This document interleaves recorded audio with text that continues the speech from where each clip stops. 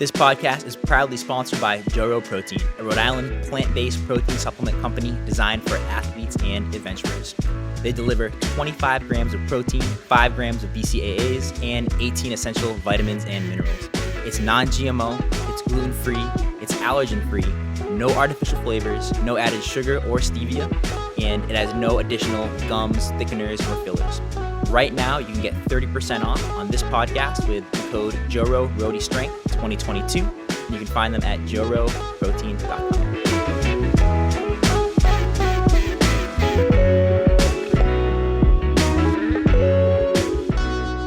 This podcast is brought to you by Phase CBD. That's P-H-A-Z-E. They are a local Rhode Island company who makes and manufactures a wide-ranging variety of CBD products that are formulated specifically for athletes. It doesn't matter if you're a CrossFitter, a strongman, bodybuilder, or powerlifter. These products are for you. These products range from tinctures to seltzers to even roll-on applicants. By supporting this business, you're supporting a local Rhode Island business and you're supporting this podcast directly. Please check them out at phasesports.com.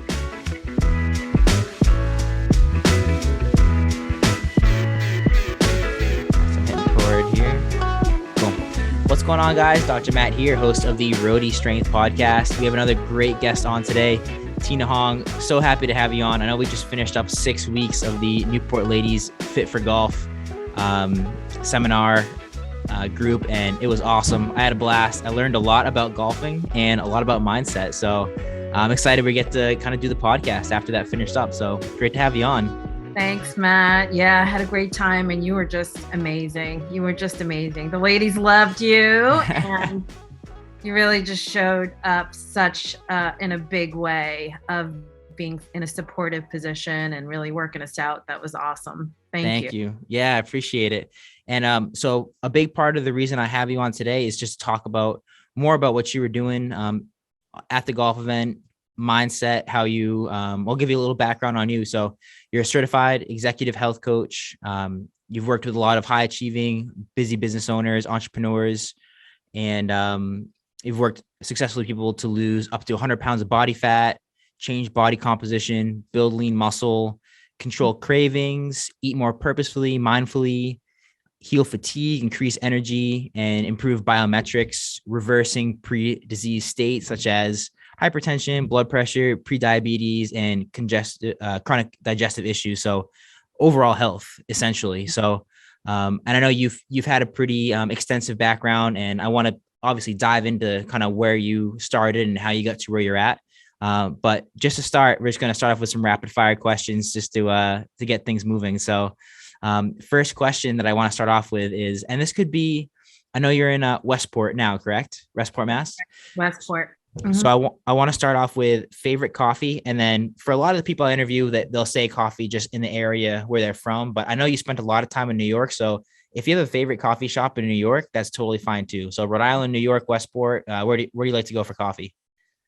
Well, I spent a lot of time, almost 10 years in Montclair, New Jersey. And that's really where I kind of started my business. And there's a lot of good coffee shops around there. It's just about 30 minutes outside of New York City.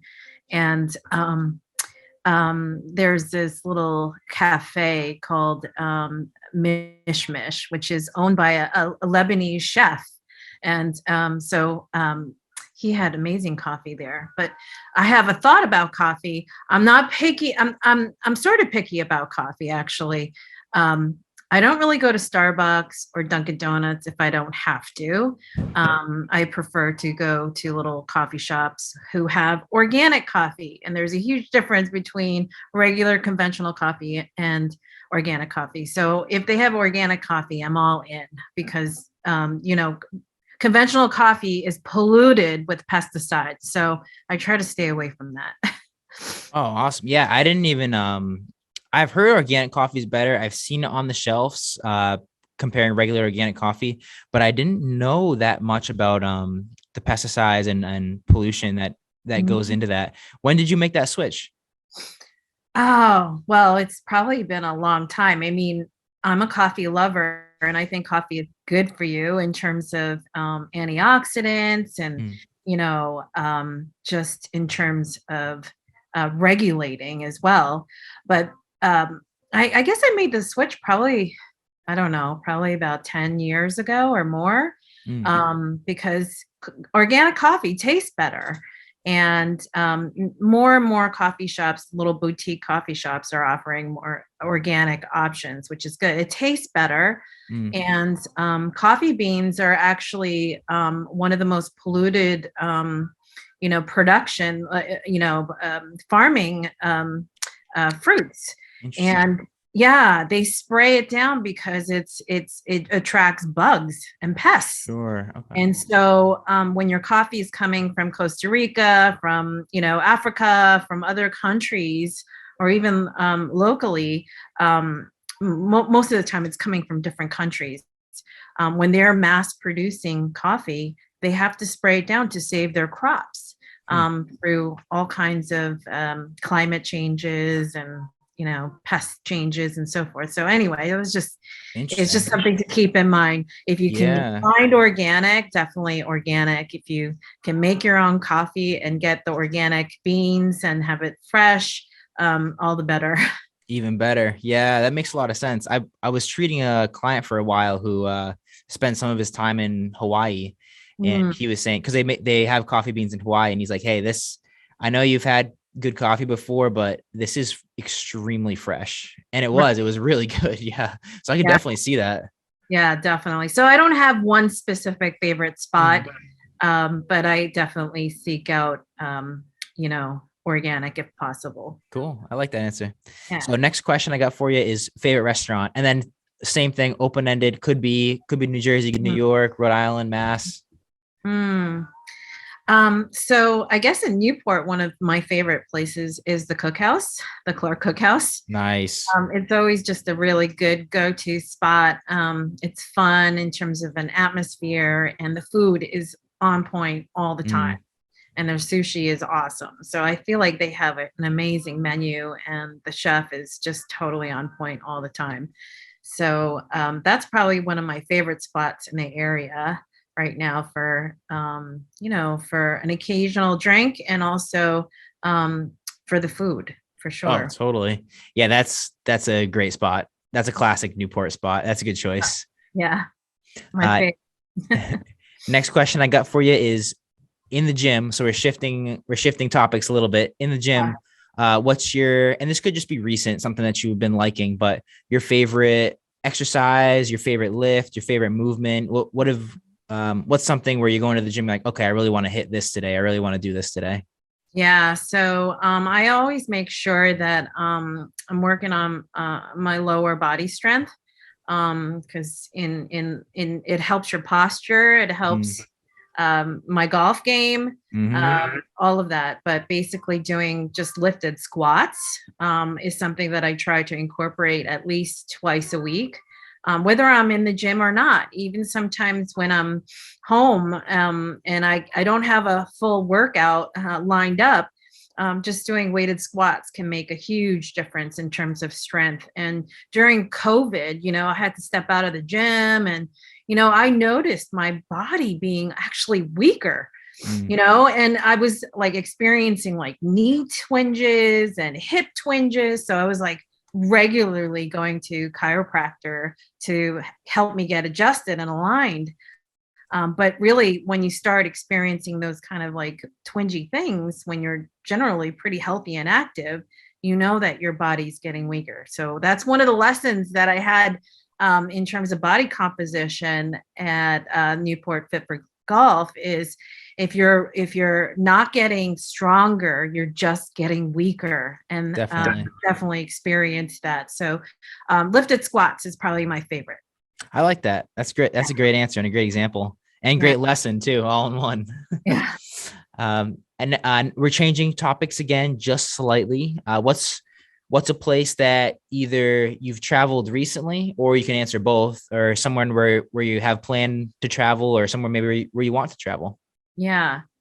Well, I haven't traveled recently, not in a few years, especially during pandemic times, but I am excited that in less than 2 weeks, on May 1st, I'm headed to Nayarit, Mexico for a an unplugged yoga retreat with no cell phone, no Wi-Fi for 6 whole days, and then I'll be off on my own for 4 days. But I'm really excited about that. So I'm going with Troy City Yoga with Abby. Shout out Troy City. I know, exactly. So I'm excited about that retreat coming up. And then one of the other places that I was going to do during this time, because it'll be my birthday time, a big milestone birthday.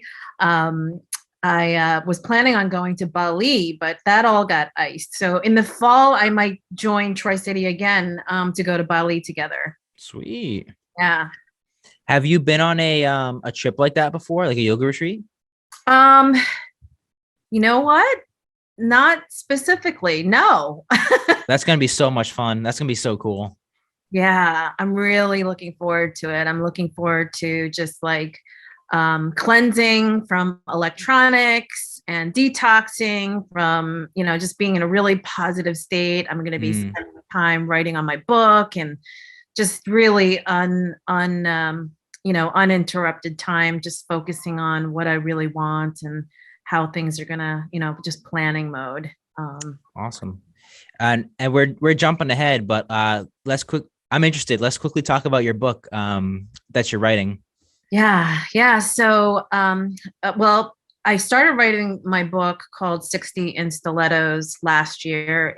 It's a book about women being empowered about their health and relationships and life. And basically it encapsulates my coaching program in a book format. And I got halfway through writing it and, I was playing around. Do I want to open this up to men also? Because men need to receive this message of turning their health around before it's too late. It has a bank of stories, life stories and lessons that I've learned in taking care of my father who had stage 4 cancer for 10 years. And that's really what brought me into coaching, and this need or kind of this passion for helping people turn their health around before it's too late, because you never know when your calling card is going to be called. And especially as in midlife, we kind of power through life and days, and we kind of rely on conventional wisdom of what's necessary, but really through the power of mindset transformations and habit transformations, this is what the book is about. So the title of the book might change, and I'm going to be putting more analogies into the book around golf as a metaphor for life, and maybe geared towards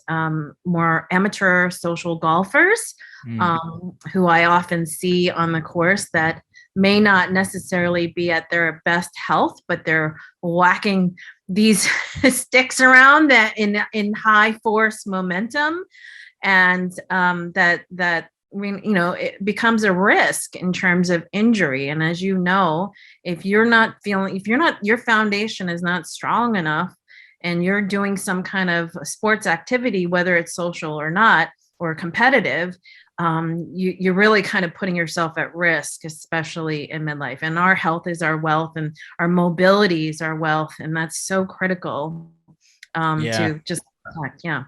That's huge. Yeah. And to go along with that, like you said, the foundation, like it's a common saying with a pyramid's only as tall as as strong as its foundation. So, and then I think that just rings so true for people. And that foundation it's physical, it's mobility, and we're going to get into a lot of it too, is just like that psychosocial, like mental, and how you're handling like stress, like day to day, nutrition, all that stuff makes such a difference. Absolutely. Yeah, totally. Yeah. That's really cool. So that'll be fun. I'm looking forward to hearing about that. And I guess a good segue to the next question is one book that you've read or listened to, maybe on Audible, maybe your favorite book, or one that you've read recently, or something maybe that's just like impacted your life. Yeah. So I'm constantly reading multiple books at one time. It's like I have books around me all the time, and I'm a constant studier. I have I have books on nutrition. I have books on disease and how disease happens. I have books on addiction and how people become addicted to certain things and what happens in their brain chemistry that relies on addictions to kind of get them through day to day. And then, I have tons of books on self-help and empowerment and all of that and mindset work. But I guess one of the books that I really like and enjoy is a Joe Dispenza book called Breaking the Habit of Being You. And a lot of what I've been doing kind of rang true in that book in terms of, you are the authority of you, and how you create expansiveness is really up to you. So if you're stuck in the habit of living life and making choices based on scarcity and fear, then we're really limiting our possibilities. And that's really what I'm all about. So I love that book, Breaking the Habit of Being You by Joe Dispenza. There's so many others, but I even get inspirations from Buddhist philosophers and teachers like Jack Kornfield, Thich Nhat Hanh, who is a Buddhist philosopher, and he passed away, I believe last year. But I like to bring Buddhist philosophies into wellness, where you're letting go of negative thoughts and negative feelings, and really focusing on spirituality and bringing transformation through those doorways and pathways. So I get inspirations from everywhere. But yeah, I have kind of my nutrition, spirituality. I have so many books that I'm constantly studying. Awesome. Yeah. Mm-hmm. That's a great balance too, for each aspect of, your specialty. You're reading books on each one. So that's great. Yeah. What was the name of that author again? Is it Jack Kornfield? Jack Kornfield. He has written several books on Buddhist philosophy around ego and the Buddha's brain, ways of happiness, love, and vitality. And it's really like mindfulness work. So he's got a slew of books out there. Very cool. All right, I'm writing that down. I'm taking that into my notes. Yeah. Next question, we got favorite podcast. And if you're not a podcast listener, that's totally fine. But and this also could be a podcast that you just find entertaining, a podcast that's educational, or something that's just like easy listening. Yeah. So I'm not a huge like podcast listener, but one podcast that I do like, because her name is Leanne Vogel. She is very much an advocate of keto eating, low carb keto diets. And she has a lot of great nutritional information in her podcast, and she really speaks from knowledge and science. So I like listening to her every once in a while. And, I like inspirational speakers like Mel Robbins and, so many. It's kind of like I listen to podcasts like I kind of read so many different books. I kind of have a smattering of where I jump in.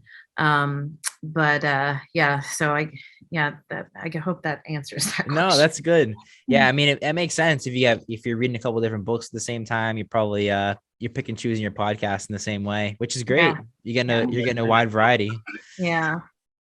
Next question, similar. If you're not big on Instagram, that's totally fine. That's a valid answer.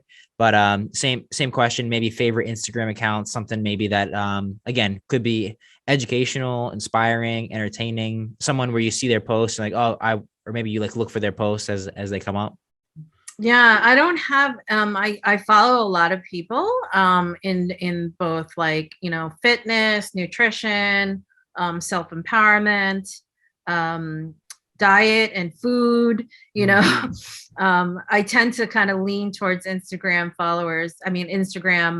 accounts that offer different kinds of ways of eating around low carb and more ketogenic diets, and offering recipes. That's always fun to follow, isn't it? That's kind of like more entertainment driven.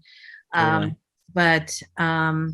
Yeah, I don't have any specific one. I follow a lot of different Instagram accounts. So I like same thing. Like I don't utilize Instagram and I don't know, it's not so much entertainment for me, but it's Mm, constantly about learning sure. and self-improvement and growth, Yeah. personal growth. So that those are the kinds of topics and podcasts and books that I definitely lean towards. Cool. I like that. And while we're on the topic of ketogenic, I know that just from listening to some of your talks and speeches at the Newport Ladies Fit for Golf, you're a big fan of the ketogenic diet, just for like a multitude of reasons. But I want to know if you could explain that, how that can be beneficial for people. Yeah. So a lot of times people get really confused between paleo and ketogenic diets. And if you look at paleo, what I say is it's really an approach to eating. And paleo is philosophically around an ancestral diet. So basically, what was available to us if we were hunting or fishing or picking berries off trees or plants. It's really a form of ancestral eating where Mm, mass manufactured and mass produced foods weren't available to us at one time. So the evolution of paleo or ancestral diets today is really like people have done carnivore diet and paleo, but paleo is not necessarily low carb.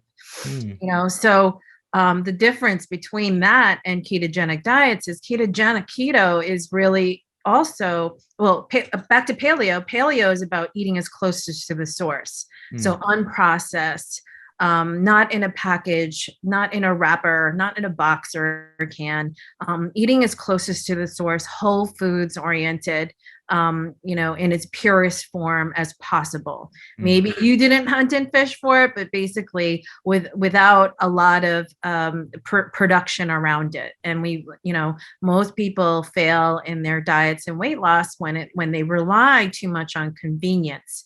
So I like that the style of eating or the approach to eating, because basically it removes a lot of mass production chemicals and processed foods and sugars and added salts that we really don't need, and that kind of that interferes with our natural palates, and people get addicted to sugar and processed foods because of that. Anyway, so ketogenic is low carb, same philosophy about eating as closest to the source. Ketogenic is a high fat, moderate protein diet. So I think that applies really well, and there's more and more science coming out of it around how ketogenic diets are good for brain health, are good for any kind of seizure activity. There's all this crazy science that are coming out of this. And especially for people in midlife, ketogenic diets work really well. So it doesn't mean that you should just eat all the bacon that you want, but it's about incorporating healthy fats, and that those healthy fats actually help our brain chemistry, and it helps our moods. It helps kind of reset in terms of where our fuel source is coming from. And so I lean towards and it kind of eliminates the carbohydrate, the volume of carbohydrates in your diet. So ketogenic naturally, because it's high fat, moderate protein, it is low carb naturally. So technically a strict ketogenic diet is less than 30 grams of carbs a day. And for most people who are eating a standard American diets today, they're actually consuming more than 200 grams of carbs a day. And if you're, medically obese or, have been living a junk food culture or culture life and a fast food life for a long time, that is what you've been hooked on. So, is it for everybody? Not necessarily. And there's so many ways you can go wrong with it. For some people, actually eating too much fat is actually going to make you fat. So you have to kind of monitor, where the transition comes from. But the first place for a lot of people where they can find success is just eliminating a lot of the processed foods and chemicals in their diet, because that affects your digestion. It affects how your liver functions and your detoxification pathways. So,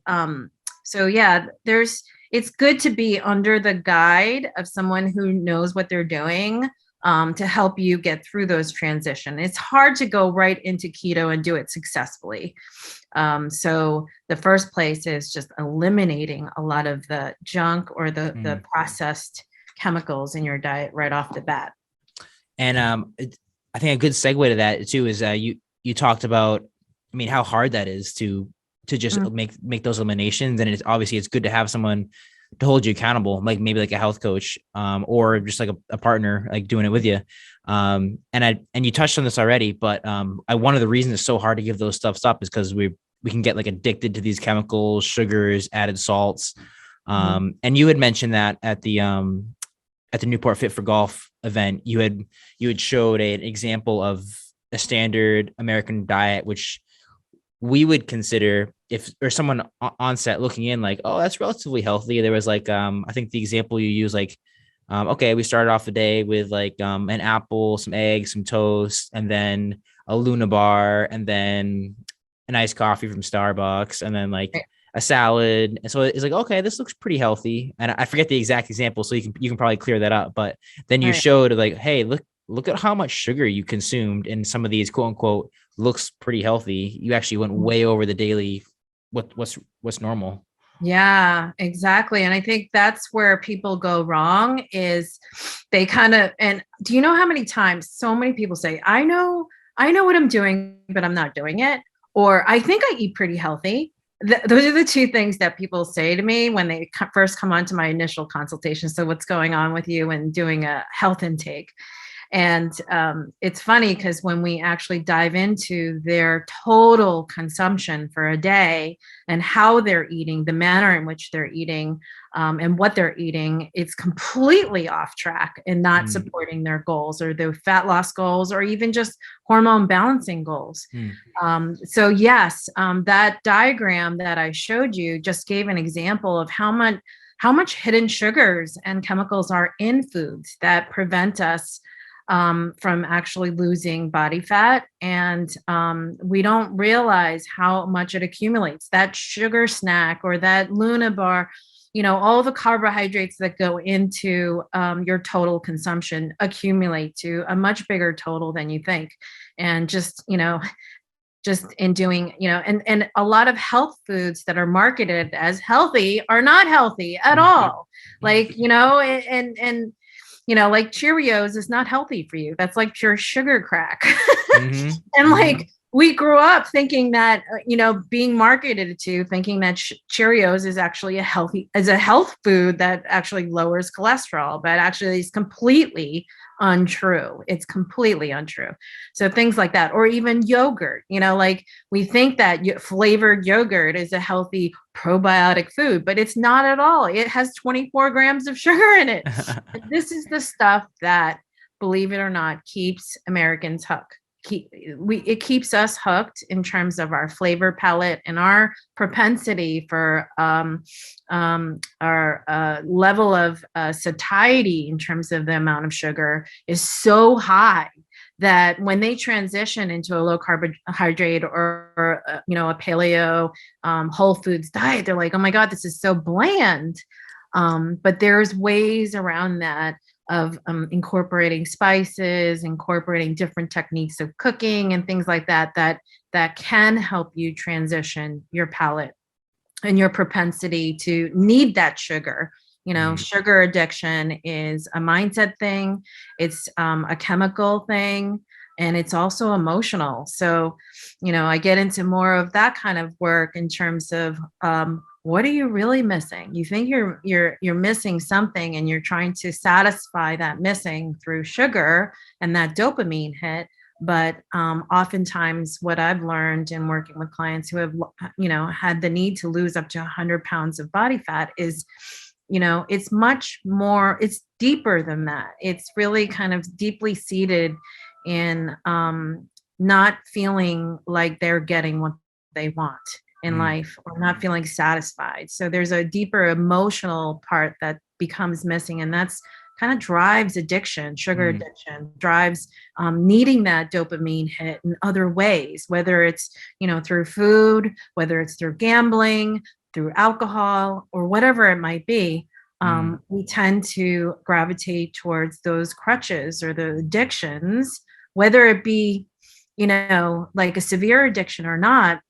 If you're constantly focused on needing that, then that's an addiction, according to the American Psychological Association. If you are making decisions to absolutely get that in your day, that means you're addicted. Yeah. Totally. It's yeah. And I like what you said there too about when you're working with a client, maybe who's someone who's really obese, and you're trying to kind of like peel back the layers and unravel, okay, like why are we searching for these dopamine spikes during the day, whether it's like a gambling, sugar, like that type of stuff. When you work with a client like that, do you spend a lot of time like trying to like dive deep and like kind of peel back some of those layers? Yeah. So initially, we will go through food eliminations, and I'll help them transition. So like from the mechanic standpoint, I'll teach them what to eat and what not to eat, and transition them to get unhooked. So, and there's ways to step them into a way of feeling natural and satiated through food, the food mechanics. But oftentimes, so that's about 6 weeks of eliminations where they start feeling different. They actually start losing weight. Inflammation goes down, even chronic pain starts like quieting down. So after 6 weeks, they continue in that manner of eating. But during that time, after 6 weeks, we start getting to habits and lifestyle. Like what exactly, let's unravel about like what keeps you in that place of wanting that bowl of ice cream at the end of the night, or every single night for night after night. Right. And so part of the habit transformations is looking at your everyday lifestyle. Listen, you're not going to be able to change things until you break patterns. That's the bottom line. And all of your daily patterns are built in from the minute you wake up to the time you go to sleep. And not a lot of people take that inventory of actually what is actually triggering, different kinds of habitual activities that's not serving them. So we go through that evaluation and seeing how we can make weekly shifts. And then we get into the deeper mindset work of really identifying, becoming the best version of yourself, and having that vision of becoming the best version of yourself starts creating different kinds of behaviors and choices. And that's the deeper work that gets into beyond the mechanics of eating and diet and nutrition, but really gets into permanent ways and lifestyle of taking better care of your health in general, and where it's not feeling like a diet, and that it becomes a natural part of how you do things. I like that. There's I'm sure you've read the book too, the book Atomic Habits. Yeah, that's a great book. I read it relatively recently, and something you just said there made me think of it, of how like you almost have to, the mindset's so important. You have to almost change like the person you are, like in your day to day, like what you're doing. And there's a part in the book where he says like, obviously there's habits are so like, you need to work. It would be super helpful to work with someone to change habits, because they're very tough to break. They're tough to change. But there's a part in the book where he talks about people who are cigarette smokers, which is obviously it's tough to break that habit. And he said if a part of it is like a mindset shift of like, okay, if you're saying like, okay, I'm trying to quit smoking, it's a lot harder to actually make that change versus that mindset shift of saying, okay, I'm not a cigarette smoker. It's like just the way you view it is like is Absolutely. yeah, it's Yeah. you know. So when our thoughts create our behaviors, create our choices and our actions. Mhm. So I'm also an NLP practitioner, Neurolinguistic programming practitioner, which is a psychological framework around how we define our experiences. And a lot of times in our subconscious thoughts, through growing up or working in corporate life, or all the things that get stored away in our memory in terms of who we think we're supposed to be, that gets this like permanently encrusted kind of belief of who we are.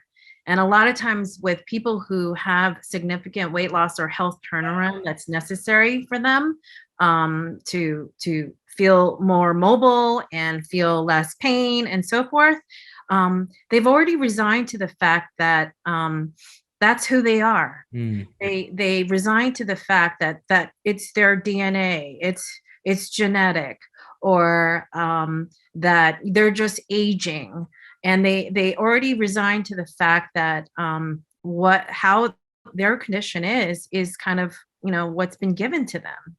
And it's a very powerless position or mindset of thinking.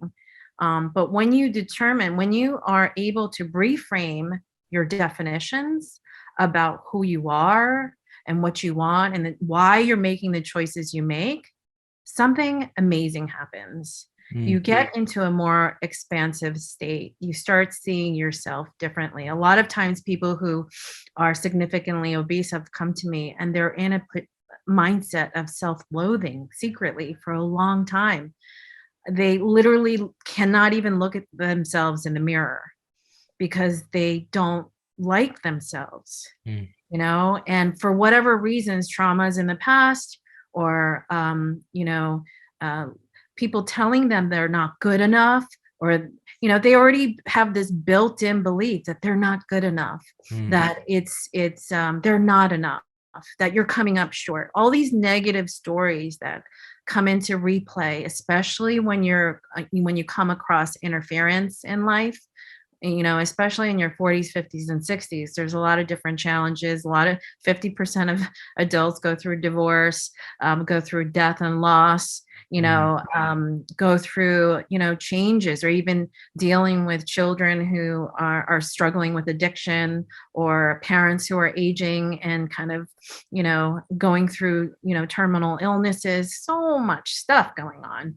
And the thing is, what we believe ourselves to be and how we see ourselves actually can either stop us, or we can actually redefine that and propel us forward in a whole new way. Instead of making choices out of fear, out of safety and protection, when you can reframe and create new definitions around what is possible and seeing yourself differently, that's when things switch in their brain and they start doing things automatically. It's not even just like petty things about should I have that bowl of ice cream or not. They take more strategic risk, and are bolder with their decisions, are more confident, and it comes from a much more self-loving place. Mm. When you're coming from a self-loathing place, in secret, Mm. and a lot of people are walking around in secret hating themselves. That really that shows up and manifests in the decisions that they make for themselves, for their well-being in general. It sounds like a lot of times without them even knowing it. Yeah, it's Yeah. completely subconscious. Yeah. It's the default. It's the Mm. default position, because our human being human is about survival, right? Sure. So from ancestral times, it's all about surviving our harsh landscapes and conditions around us. So when you're in fear and survival mode, you're going to make very different decisions. But a lot of times that gets built up for so long that becomes our default, like just to protect and just to survive. I have to do this to survive. And when you stay and dwell in that mindset, and not really do anything to change that, then you're really limiting your possibilities for greater health, greater wealth, greater success, and a new definition of yourself, which is Sure. totally possible no matter what age you are. That's great. That's powerful. Thank you for Yeah. that. That was really well said.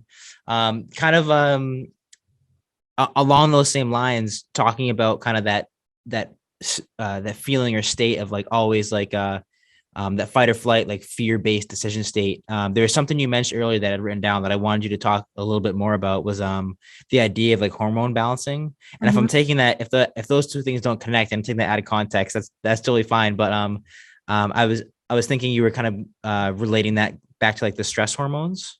Yeah, absolutely. So if you are in midlife and you're trying to lose weight, and if you're a woman, especially going through changes, hormonal changes, and you're also working and living a very stressed out life. And a lot of times that's a default for people. Like, I thrive on stress. How many times have you heard that? Like, I thrive on stress. That's better for me. But a lot of times when we're enduring constant and chronic stress for a long time, what it chemically does is it raises our cortisol hormones, and cortisol will shut down insulin.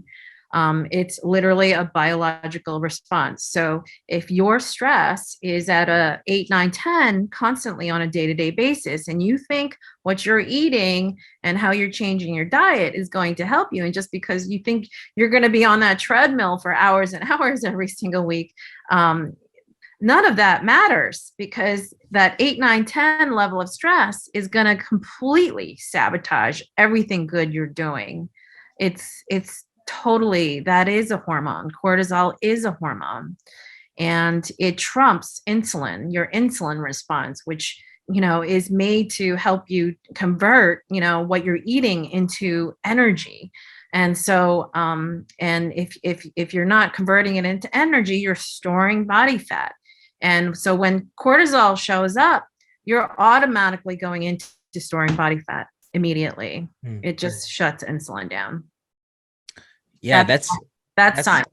Yeah, that's something like, I mean, I went to schools, exercise science, went to PT school, and we learned about obviously stress. We're like, oh yeah, stress impacts this too.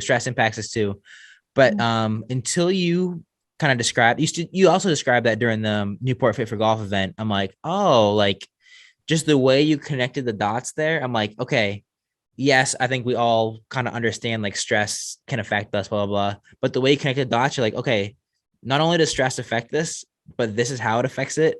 And this is the level it affects it. And it's actually very important. So, right. When you're in a joyful, calm state, your digestion is better. Your inflammation goes down. Like, there's physiological changes as the level of stress rises up in terms of arousal, on a daily basis. If you're constantly in fight or flight mode of stress, then you're not breathing as much. Your heart rate is either too rapid or too low. Your eyes, you see less in terms, your eyes become dilated, your vessels become dilated. Your body is actually shutting down when your level of stress goes up. So as your level of stress goes up, even your digestive system doesn't function as healthily as it should be.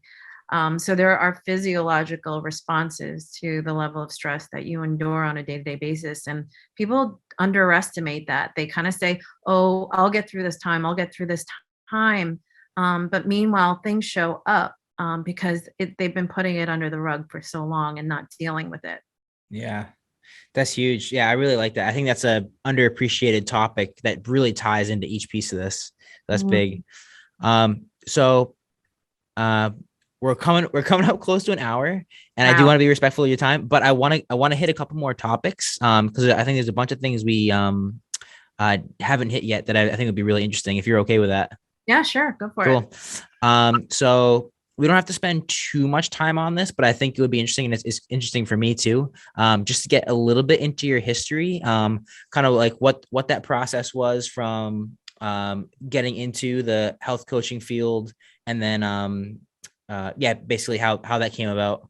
Yeah. So really, I was working my early on career. I was working in design and innovation in consumer products companies.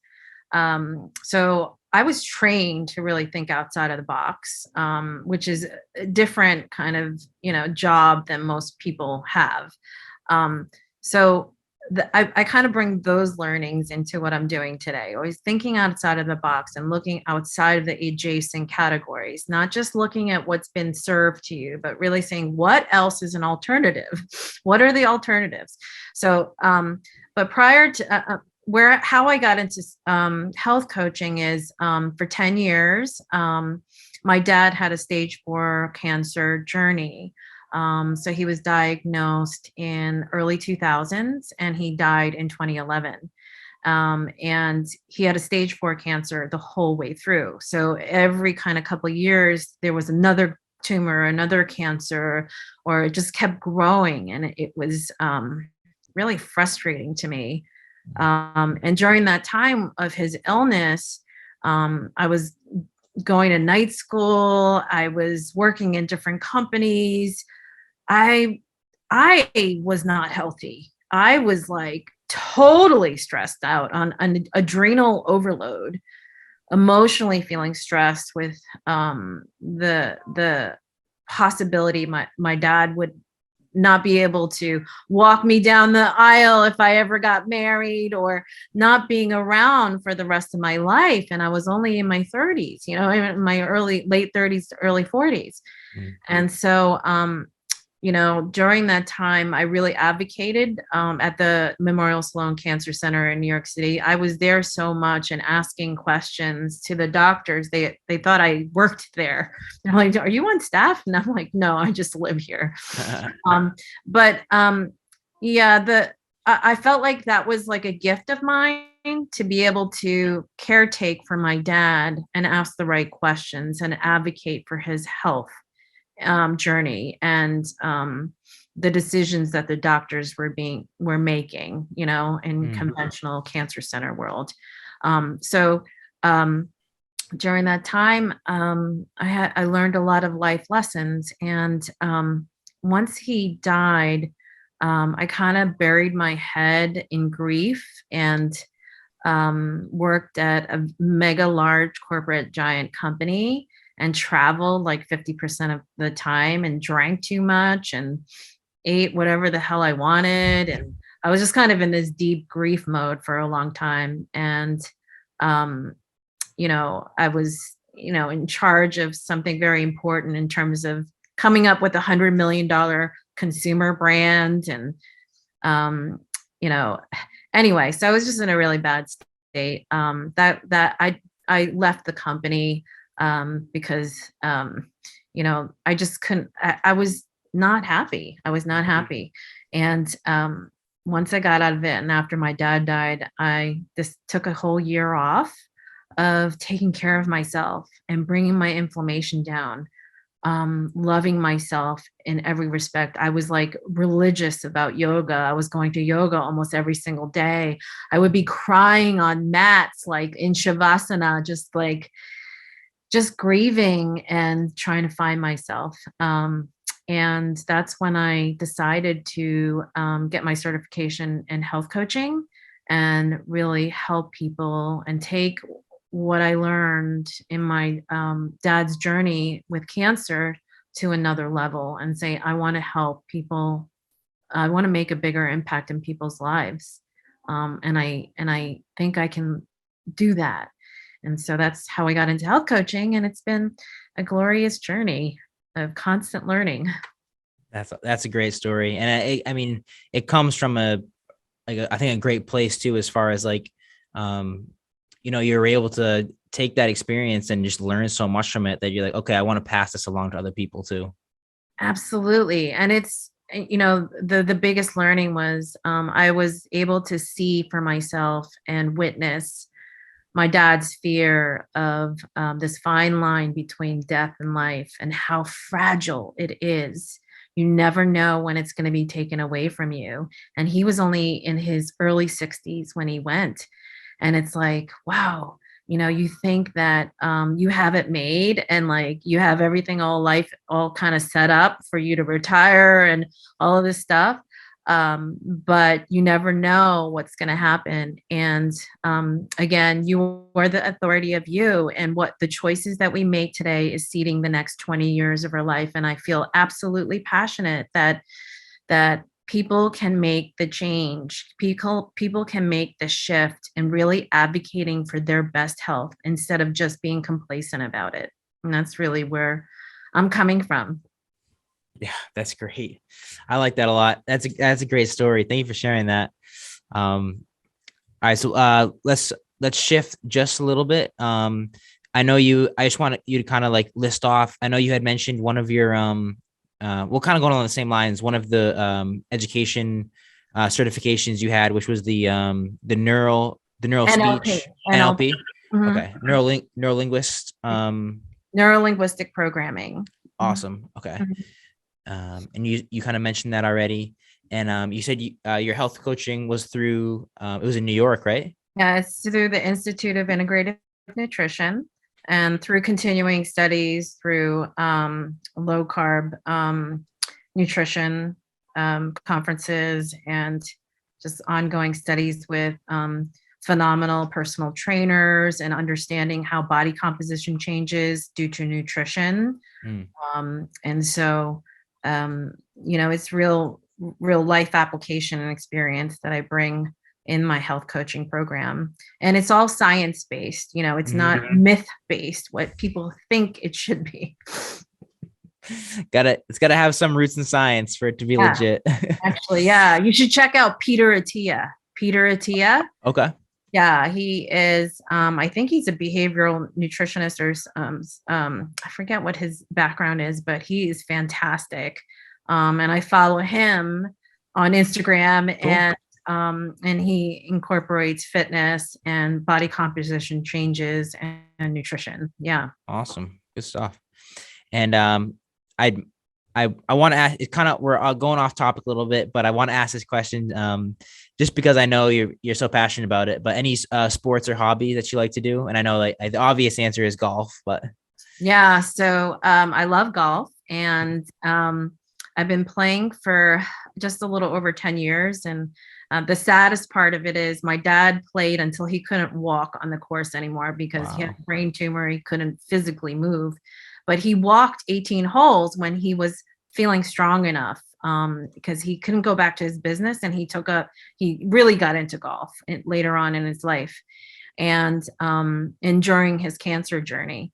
And the saddest thing is I really didn't get to play a full round of golf with him, which is a very sad story. But I always say I'm meeting my dad on the golf course, and I love doing it because it truly is, for me, it was kind of a way to play and really get into my mindset and challenge myself. It's kind of an individual sport. It's not so much, you can get into competitive play, but it really is about challenging yourself. And I really believe that golf is a metaphor for life and how you behaviorally do things and instinctually do things.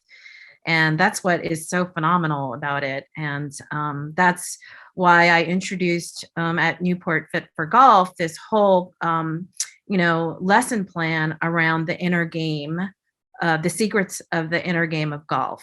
Because basically for either new beginners or intermediate players, the mindset piece is about 90% of the game. It's not just about learning how to swing. It's about confidence. It's about removing self-doubt. It's about pacing yourself. All of those, things that are very important that apply to both life and golf. Yeah. Totally. So yeah, I do love it. Yeah. That's great. Okay. And then let's see. So just looking through my last questions, I think we covered pretty much everything. All right. So we'll start to hit into the wrap up. So I know you mentioned some of the stuff already, like your book, but anything in store for the future, and or anything else you want to shout out or plug? Yeah. So I don't have dates on my calendar, but one way to find me is on my Instagram at Goodness M Life, or on Facebook, Goodness Multiplied, which is, my Living Well programs page. The What I'm planning on doing this year, and especially over the next few months, is focusing all my workshops, virtual and in person, on the inner game. Whether you're a golfer or not, getting past stuck mindsets, getting past your default position of survival, fight or flight mode, getting past fear, the false evidence of appearing real, and really stepping into boldness and courageousness and confidence in a whole new way, seeing yourself differently. Whether you're on the tee box during golf, or about to really do something really big for your business and life, really being able to face uncertainty and discomfort, and the fear of failure, and surpassing that. So all of my workshops coming up over the summer and fall, in person, as well as virtual workshops, will be focused really heavily on that inner game. Very cool. I love it. That's good stuff. All right. And then my last question I leave everybody with, and this can be a tricky one, so if you need a little bit to think about it, we can do that too. But if you have one favorite quote that you like, or one favorite mantra or saying, the way I describe it is you get a billboard on 95 on the highway, so everybody going by can see it. Oh gosh, there's so many. I wasn't prepared to. Sorry. Gosh, I put you on the spot. No, that's totally fine, but it's like, God, there's so many. Now I'm blanking too. I know there's so many out there. And also, like, it doesn't have to be like your favorite, because I think that puts pressure on, but maybe just one that you've heard recently that you think is cool or that you like. Well, I guess I host a weekly Clubhouse. I don't know if you know Clubhouse, but I co-host a weekly Clubhouse in the Empowerment Tribe.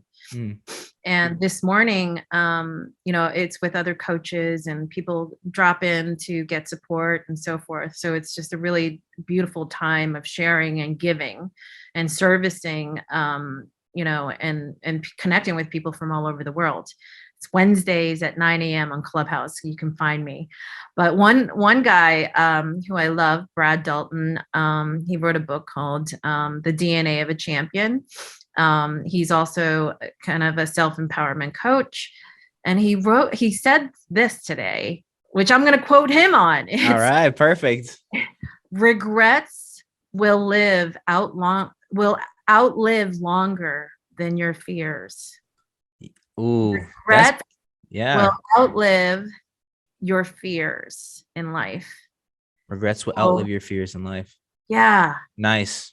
Yeah. So, I mean, it's not a famous quote, but Brad's pretty famous. Hey, it's going to be famous now. It is. And I love that because, and I'm going to permanently write that. Actually, that might be a quote in my book, because I think living life with the regrets is unfortunate.